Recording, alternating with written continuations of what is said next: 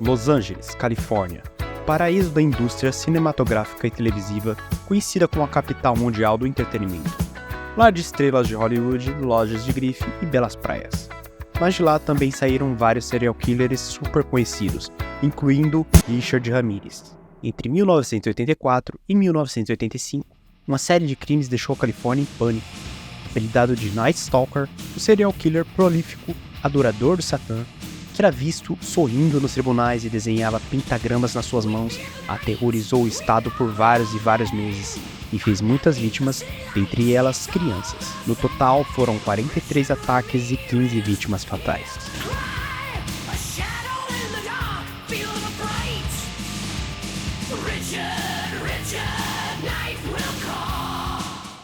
Fala, destemidos! Como vocês estão? Eu espero que vocês estejam muito bem.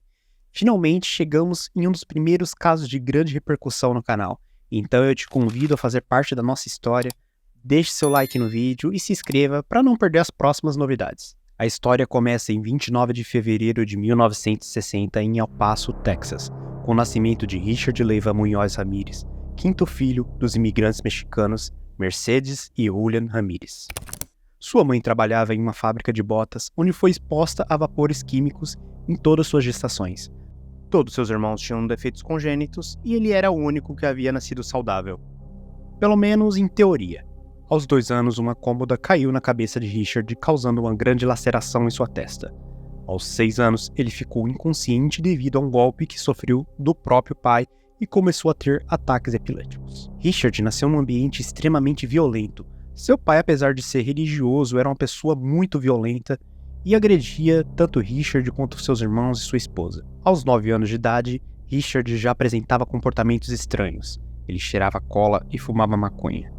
Aos 13 anos, ele foi morar com um primo, que era um veterano de guerra.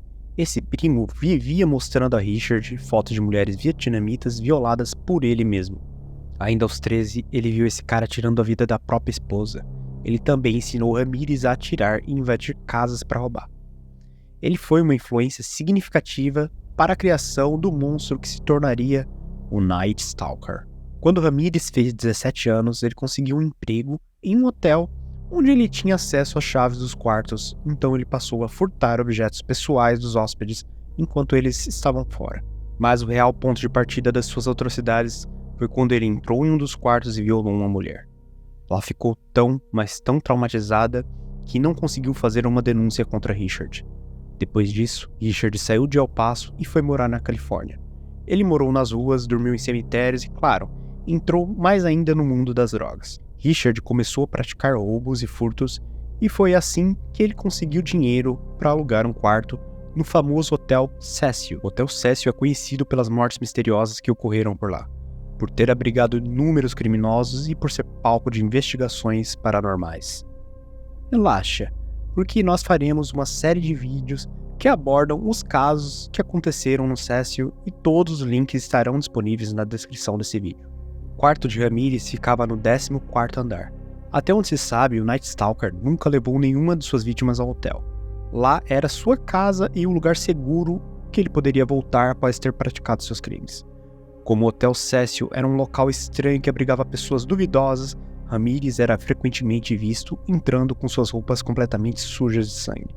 Então ele tirava as roupas no beco ao lado do hotel, subia até seu quarto e jogava suas roupas pela janela. Era um hábito muito comum, não só dele, mas como de vários outros moradores. Para vocês verem o nível do absurdo, isso era algo absolutamente normal por lá. Richard era fã de bandas de heavy metal e hard rock, e estava quase sempre trajando uma camiseta do AC/DC e cantarolando músicas do Judas Priest. Inclusive, por usar boné e camiseta da banda, o AC/DC foi acusado de ter feito uma música em homenagem a ele. A música se chama Night Prowler, que fala sobre um garoto que invade uma casa durante a noite. Mas a banda explicou que a história era de um garoto que entrava escondido no quarto da namorada para ficar com ela. Seu perfil psicológico não foi oficialmente traçado, mas a maioria dos especialistas que analisam seu caso até hoje afirmam que ele era sociopata, narcisista, psicótico e possivelmente esquizofrênico.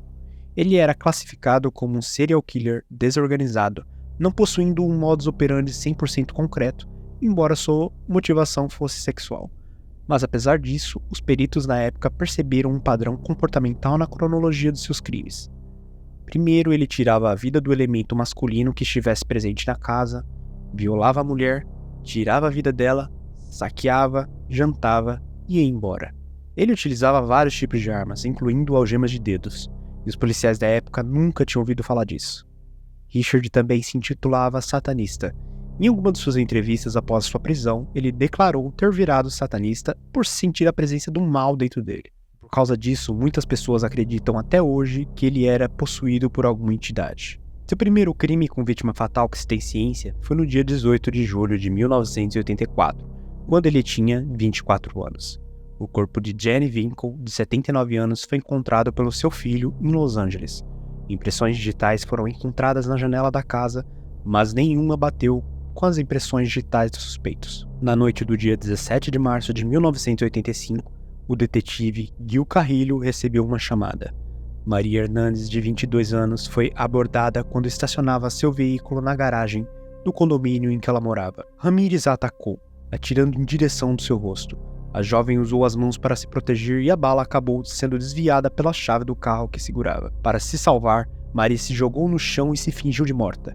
Richard entrou no apartamento e acabou encontrando Dale Okazaki, de 34 anos, que dividiu o apartamento com Maria. Por causa do barulho do disparo, ela correu para se esconder atrás do balcão da cozinha.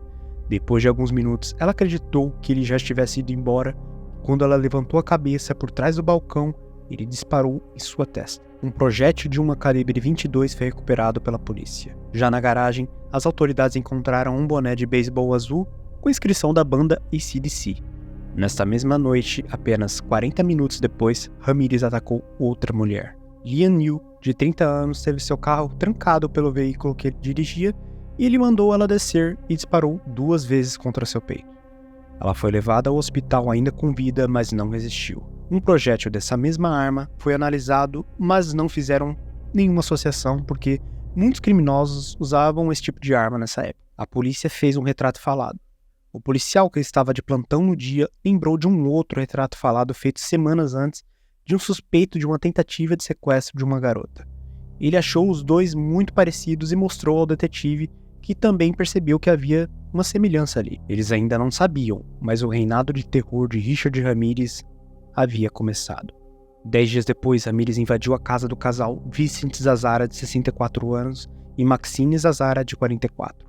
Ele tirou a vida de Vicente assim que entrou na casa, subiu para o quarto, viu Maxine, a capturou e a amarrou pelo pulso na cabeceira da cama, mas ela conseguiu se soltar e tentou pegar uma espingarda do marido que ficava escondida embaixo dessa cama.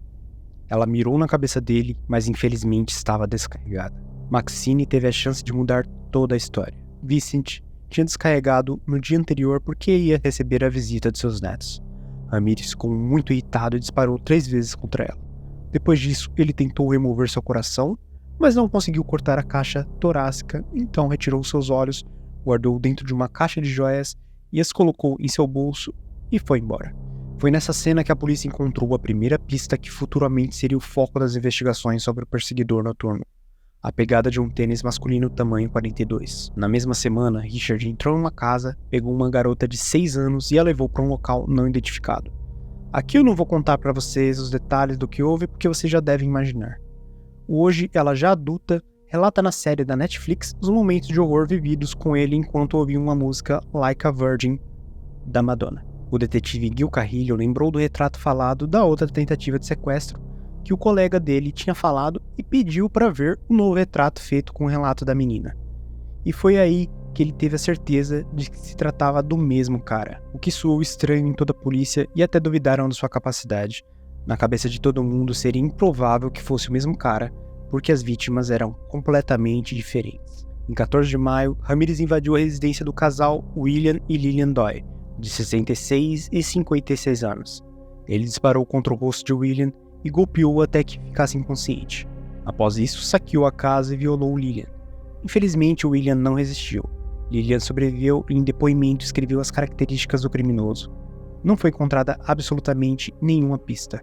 Ele havia usado luvas e não deixou nenhuma marca. Enquanto Gil Carrillo estava investigando todos esses casos, o mesmo policial do Departamento de Crimes contra Menores, que havia mostrado o retrato falado para Gil, estava investigando um outro sequestro de uma garota de 10 anos e encontrou uma pegada de tênis semelhante à pegada encontrada na casa do casal Zazara. A essa altura, a polícia já sabia que se tratava de um serial killer. No dia 20 de maio, Richard roubou um carro e invadiu a casa de duas irmãs, Mabel, de 83 anos, e Florence, de 81. Ele as atacou com martelo e violou Florence.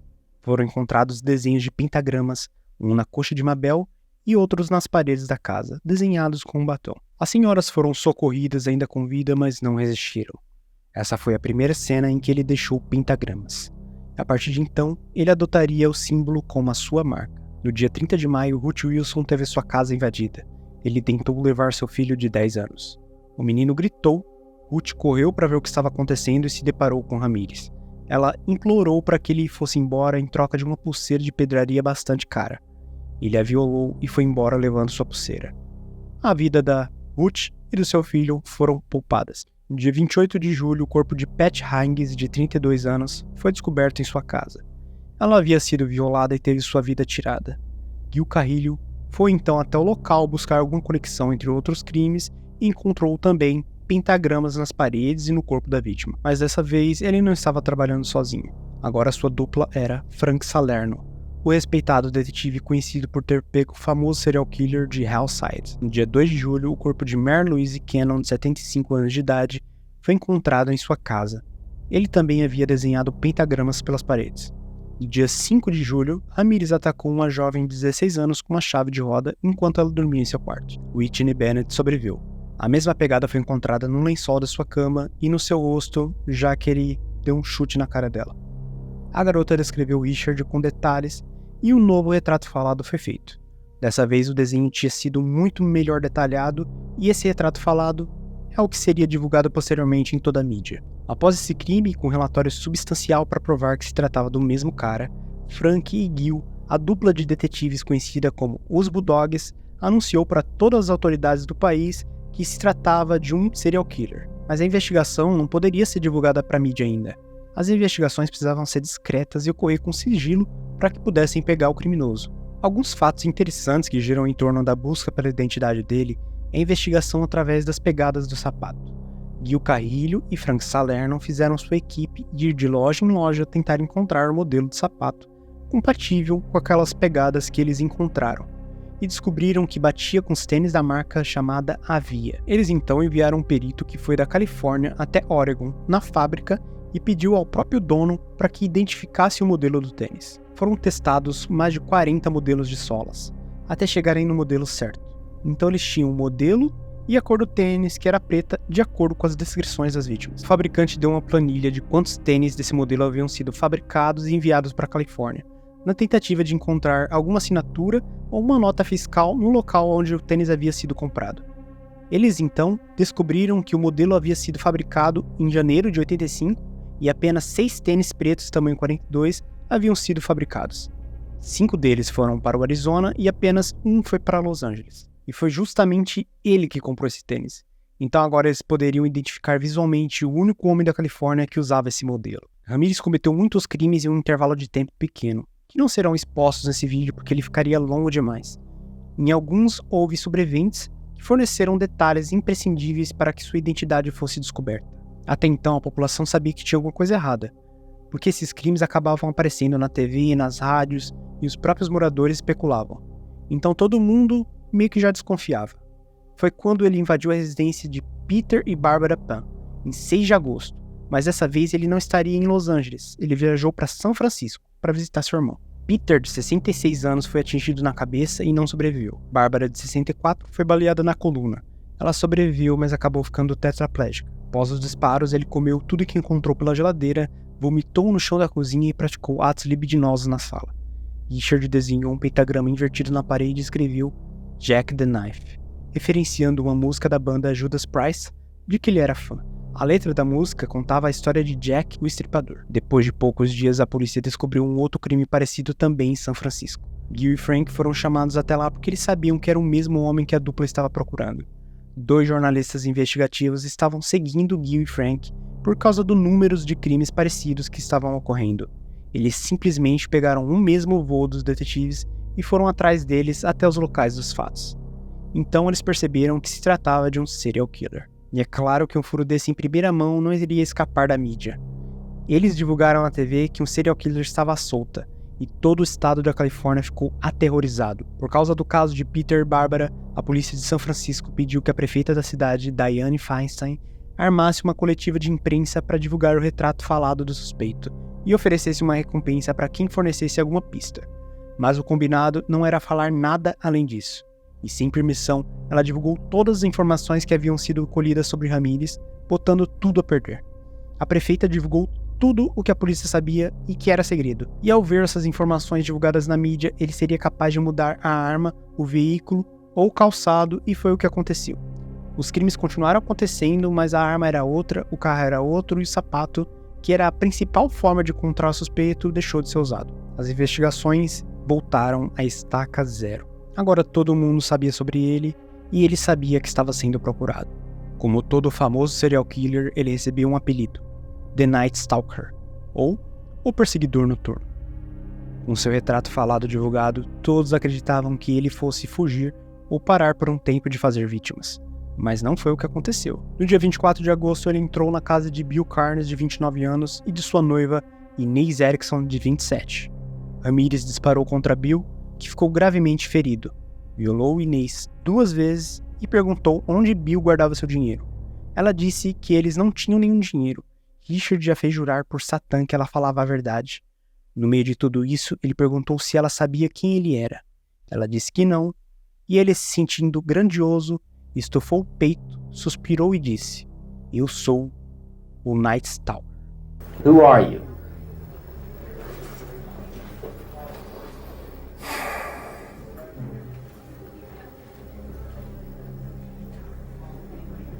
Just a guy. O casal sobreviveu e Richard parecia estar bastante orgulhoso de seu apelido. Após fugir da casa do casal, ainda na noite de 24 de agosto, um garoto de apenas 13 anos chamado Romero estava na garagem de sua casa limpando a moto de seu pai e observou um veículo estranho, um Toyota laranja que não era de ninguém da vizinhança. Richard estava circulando pelo local, o que fez o garoto achar aquela movimentação estranha. Ele anotou a placa e contou a seu pai o que havia acontecido. Então, no dia seguinte pela manhã, eles foram reportar isso para a polícia. Esse garoto foi simplesmente genial. Através do número da placa, a polícia conseguiu determinar que o Toyota havia sido roubado em Chinatown, enquanto o dono jantava em um restaurante. Foi lançado um alerta sobre o carro e, passado 2 dias, foi localizado em outra cidade perto do local. Ele havia sido abandonado. Uma equipe forense examinou o carro e descobriu uma impressão digital no retrovisor. A impressão batia com a encontrada na casa da família Pan. Esse caso do carro foi totalmente divulgado pela mídia, e ao ver as notícias, uma mulher decide ligar para a polícia dizendo que o pai dela, que infelizmente era alcoólatra e circulava na rodoviária de Greyhound, contou para ela que o cara do retrato falado parecia muito com um amigo dele chamado Rick. O senhor disse que Rick era de El Paso e que ele havia falado para ele que tinha tirado a vida de um casal asiático que viria a ser Lillian e William com uma calibre 22. Mas esse crime em específico não havia sido divulgado, então não teria como ele saber disso. Um dia depois, ainda em São Francisco, um homem entregou um bracelete às autoridades. Ele disse que tinha comprado a pulseira com a sua sogra. E a sogra contou que ganhou a pulseira do namorado. Ele teria comprado a pulseira de um amigo chamado Rick. Sim, aquele bracelete havia sido levado da casa de uma das vítimas. Vocês lembram disso? Ela contou que o Rick usava o boné e uma camiseta do AC/DC. A polícia interrogou o namorado dessa mulher e ele acabou confessando que o nome do seu amigo era Richard Ramírez. Então o policial que conseguiu essa informação ligou para o departamento de polícia de Los Angeles para informar que o homem mais procurado da Califórnia tinha um nome e tinha um sobrenome. Os investigadores buscaram pelo nome dele no banco de dados e encontraram 8 Richard Ramírez. Eles analisaram as 8 digitais e bingo! Richard Ramírez já estava registrado no departamento de polícia e havia sido preso 1 ano antes por roubo de carro e tendo cumprido 36 dias de reclusão. Agora eles tinham o nome completo, uma foto e um mandado de prisão. No dia 31 de agosto, a identidade dele foi revelada em todos os jornais. A sua foto estava estampada na primeira página. Richard, que estava fora da cidade visitando seu irmão, ainda não sabia que havia sido pego. A empresa de ônibus que vendeu a sua passagem de volta para Los Angeles avisou a polícia o dia e o horário que ele iria chegar na rodoviária de Greyhound. Um cerco foi montado. Richard desceu do ônibus às 8h15 da manhã e notou uma movimentação estranha. Ele conseguiu identificar policiais disfarçados de moradores de rua, ficou assustado e entrou em uma loja de bebidas para despistar os guardas. Quando o ônibus ia passando, ele entrou rapidamente para ir embora dali. Mesmo assustado, ele não tinha ideia de que os policiais estavam atrás dele. Um homem que estava lendo o jornal dentro do ônibus o reconheceu e começou a gritar. Os passageiros ficaram desesperados. Richard pulou o ônibus e saiu andando em passos rápidos. À medida que ele ia caminhando, as pessoas iam reconhecendo ele e apontando com as mãos. Foi quando sua ficha caiu. Ele demorou para entender o que estava acontecendo porque narcisistas nunca acham que vão ser desmascarados. Mas uma hora a casa cai. Já havia muitas viaturas atrás dele. E ao mesmo tempo que a TV divulgava as buscas, as pessoas ficavam atentas nas ruas e começavam a se juntar em grupos armados com pedaços de pau para tentar pegá-lo. Enquanto ele corria, tentou roubar alguns carros, mas não conseguiu. Na tentativa de roubar o carro de uma mulher, um homem chamado Manuel de la Torre ouviu os gritos e o reconheceu. O rapaz pegou uma barra de ferro e deu na cabeça do Richard Ramirez, fazendo-o cair na mesma hora. A vizinhança foi para cima dele até que a polícia chegou. Afastou todas as pessoas e colocou Ramirez dentro da viatura. Finalmente o perseguidor noturno estava preso. Ele ia sendo conduzido até a delegacia e um exército de civis iam cercando a viatura enquanto ele colocava a língua para fora. Depois disso foram feitos vários interrogatórios e as vítimas foram fazer o reconhecimento. Há vários vídeos dos interrogatórios e também do seu julgamento. Richard percebeu que não havia nada que impedisse a justiça de mantê-lo preso, então confessou ser o Night Stalker. Em suas audiências no tribunal, ele estava sempre com um pentagrama desenhado em suas mãos, mostrava a língua e tinha expressões corporais bastante estranhas. Por muitas vezes ele era visto sorrindo e falando sozinho. Como todo serial killer de maneira inexplicável, ele tinha muitas fãs. Ele recebia milhares de cartas de declarações e fotos dessas mulheres. Inclusive, algumas frequentavam os tribunais para vê-lo de perto e chegavam até a flertar com ele. Uma dessas mulheres conseguiu até fazer parte do júri. Ele achava aquilo tudo muito incrível. No auge do seu narcisismo, se achava um deus, ou melhor, o escolhido do diabo. Seu julgamento durou 4 anos e foi extremamente midiático. Ao todo participaram 140 testemunhas e sobreviventes. No dia 20 de setembro foi seu veredito. Ele foi acusado de 43 casos e considerado culpado em todos. No dia 7 de novembro de 89, ele foi condenado à pena capital. Acredita-se que deve haver vários outros casos atribuídos a ele. Depois de sua condenação, ele confessou que matou outras pessoas. Em 84, um ano antes dos crimes em série, uma menina de 9 anos foi encontrada sem vida no hall do seu prédio. Em 2009, a polícia descobriu que foi ele. Richard chegou a casar na prisão com uma mulher chamada Doreen Lioy em 1996. Ela era editora de uma revista. Nesse meio tempo, Lioy apareceu em diversos documentários sobre crimes, dando detalhes sobre os atos do marido, além de aproveitar para escrever uma biografia intitulada de Richard Ramirez, The Night Stalker, se tornando um best-seller. Doreen visitou Richard até 2010. Depois disso, ela sumiu do mapa e ninguém sabe mais o paradeiro dela. Em 7 de julho de 2013, aos 53 anos, Richard Ramirez faleceu, antes de poder enfrentar a pena de morte por causa de seus crimes. Em vez disso, ele morreu vítima de um câncer no sistema linfático, agravado por uma hepatite C que adquiriu com o uso dos injetáveis. Ramirez passou 23 anos no corredor da morte depois de tirar a vida de 15 pessoas. Já vi muita gente por aí dizer que sua morte foi um karma. Mas que karma é esse que durante 23 anos ele conseguiu ser feliz enquanto estava preso? Além de seu casamento, durante todo esse período, ele teve aquilo que ele mais adorava e que mais alimentava seu ego: poder. Crimes midiáticos, julgamento midiático, muitos admiradores e pessoas à sua volta. Tudo o que o narcisista quer. Os Estados Unidos, conhecido por suas severas penas, deixou que um de seus maiores serial killers terminasse como um astro do rock.